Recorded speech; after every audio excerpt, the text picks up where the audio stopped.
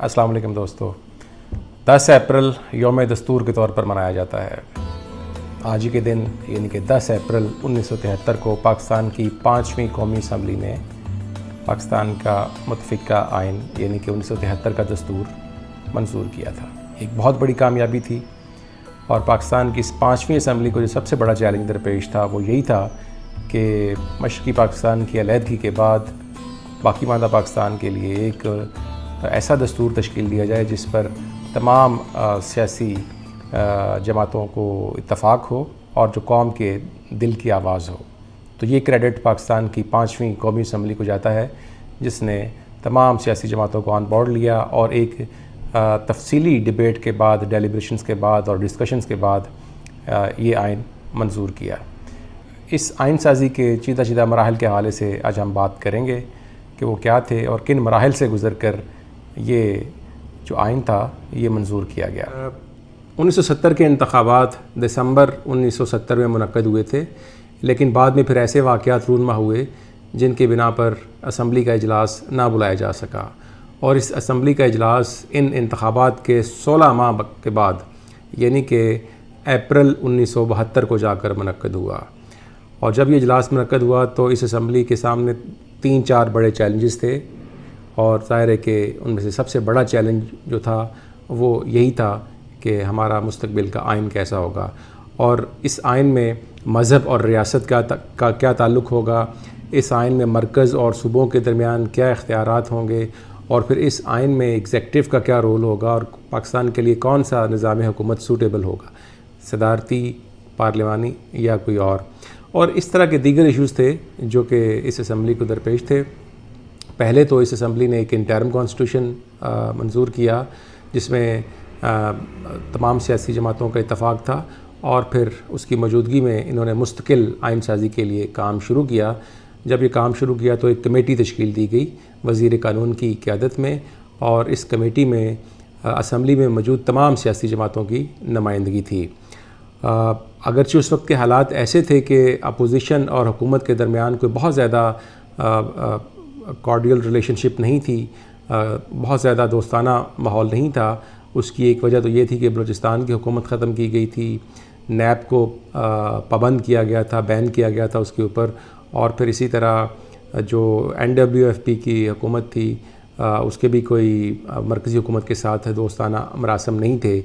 इन हालात में आइन साजी का काम शुरू हुआ। उस वक्त की असम्बली में हुकूमत के पास 146 के ऐवान में वाज़ेह अक्सरियत मौजूद थी और अपोजिशन के जो अरकान थे उनकी तादाद 40-42 से ज़्यादा नहीं थी।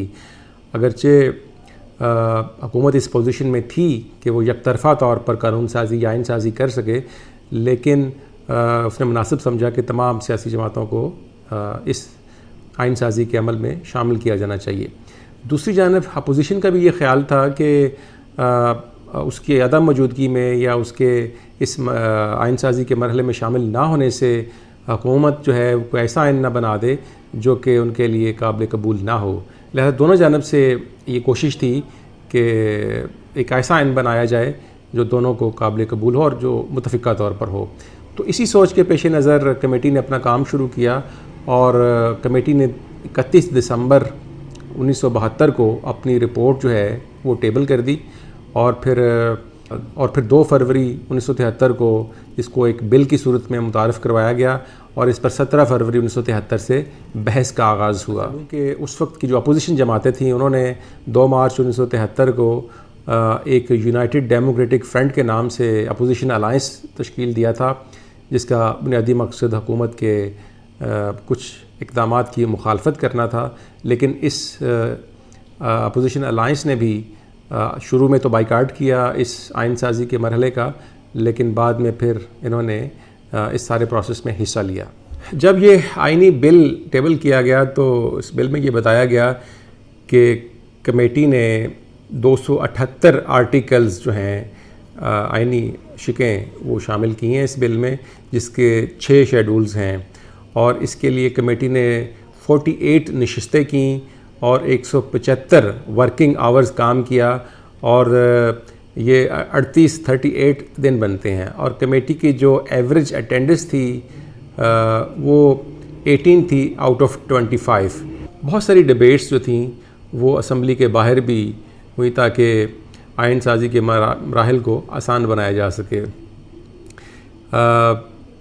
10 अप्रैल 1973 को बिलाखिर वो दिन आ गया जब तमाम बहस व मुबाहिस के बाद असम्बली ने इस बिल को मंजूर कर लिया। अगरचे अपोजिशन ने तकरीबन 1600 से ज़ायद मुख्तलिफ़ तरामीम पेश की, लेकिन उनमें से अक्सरियत को मुस्तरद कर दिया गया और चंद एक को शामिल कर लिया गया। जब 10 अप्रैल 1973 को असम्बली ने ये बिल मंजूर कर लिया, उस वक्त ऐवान में मौजूद 128 अरकान में से 125 ने इस बिल की हमायत में वोट दिया और 3 अरकान पार्लियामेंट ने एब्सटेन किया, यानी कि वोटिंग में हिस्सा नहीं लिया। उन 3 में महमूद अली कसूरी थे, अहमद रज़ा कसूरी थे और शाह अहमद नूरानी थे।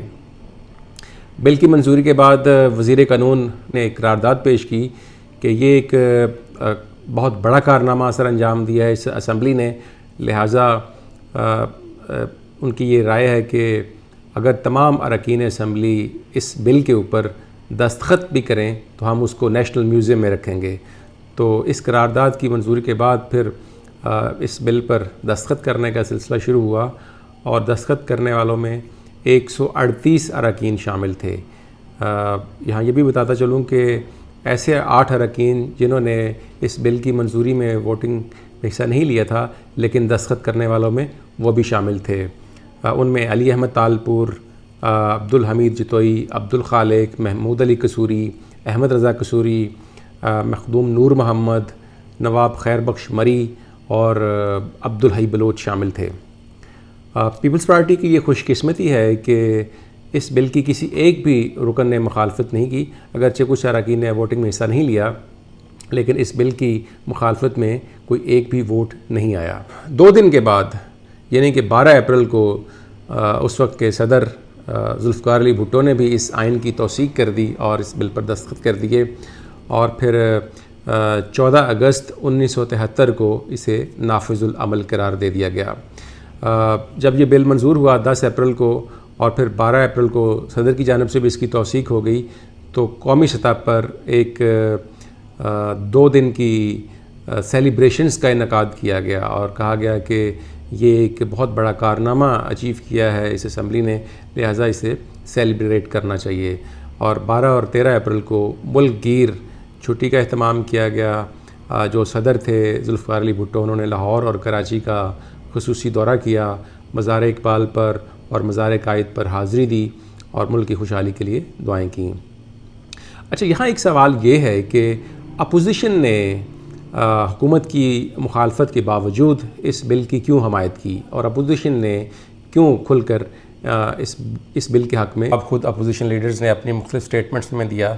जैसे ख़ान अब्दुल वली ख़ान जो कि अपोजिशन लीडर थे, उन्होंने ये कहा कि हमने इस बिल की हमायत इसलिए की कि हम मुल्क में जमहूरी अमल को आगे बढ़ाना चाहते थे। इसी तरह अब्दुल हई बलोच ने कहा कि अपोजिशन की शमूलियत से क्वालिटी कॉन्स्टिट्यूशन तश्कील दिया गया। इसी तरह सरदार शौकत हयात ने कहा कि जमहूरियत के फ़रोग़ के लिए हमने तावन किया। और इसी तरह दीगर जो अरकान अपोजिशन थे, उन्होंने अपनी अपनी राय दी।